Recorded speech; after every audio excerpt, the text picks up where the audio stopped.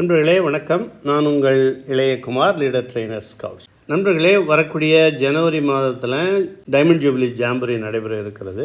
அந்த ஜாம்பரி சமயத்தில் ஜாம்பரியுடைய ஆக்டிவிட்டி எல்லாத்துலேயும் நீங்கள் சந்தோஷமாக அனுபவிக்கிறது இல்லாமல் சைட் சீயிங் அப்படின்னு சொல்லிட்டு ஒரு நாளைக்கு வெளியில் நீங்கள் போகிறதுக்கு வாய்ப்பு இருக்கும்.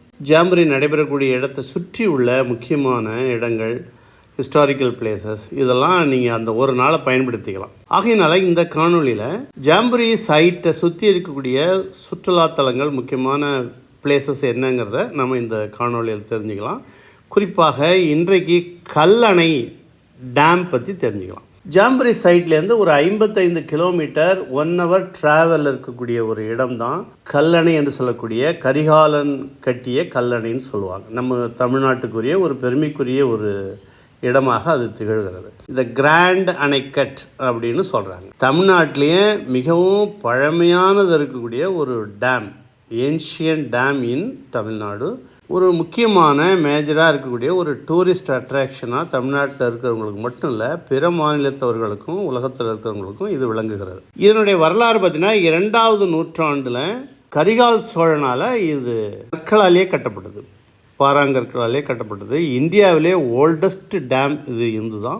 உலகத்திலேயே 4வது மிக பழமையான டேம், இன்னும் நல்ல கண்டிஷனில் வேலை செய்து கொண்டிருக்கக்கூடிய ஒரு டேமாக இது இருக்கிறது. இது எங்கே அமைஞ்சிருக்குன்னா திருச்சிக்கு பக்கத்தில், தஞ்சாவூருக்கும் திருச்சிக்கும் நடுவில் அமைந்திருக்கிறது. திருச்சிக்கு அருகில் இருக்கிறது. ஆனால் தஞ்சாவூர் மாவட்டத்துக்கு தான் அதிகமான பலன்.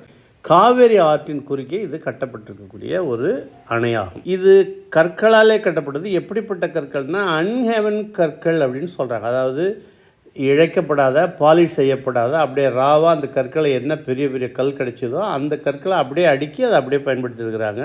300 மீட்டர் நீளமுடையது, 20 மீட்டர் அகலம் பண்ணியிருக்காங்க, 4.5 மீட்டர் உயரமாக இருக்கிறது. எதற்காக இந்த அணை கட்டப்பட்டதுன்னா, காவிரியில் வரக்கூடிய நீரை தேக்கி அதை டெல்டா மாவட்டங்களுக்கு இந்த நீர் பயன்பட வேண்டும் விவசாயத்திற்காக என்பதற்காகத்தான் அக்காலத்திலேயே கரிகால் சோழனால் இது கட்டப்பட்டது. மேலும் இங்கு நிறைய ஆக்டிவிட்டீஸ், ஒரு பிக்னிக் ஸ்பாட்டாகவும் இந்த இடம் இருக்கிறது.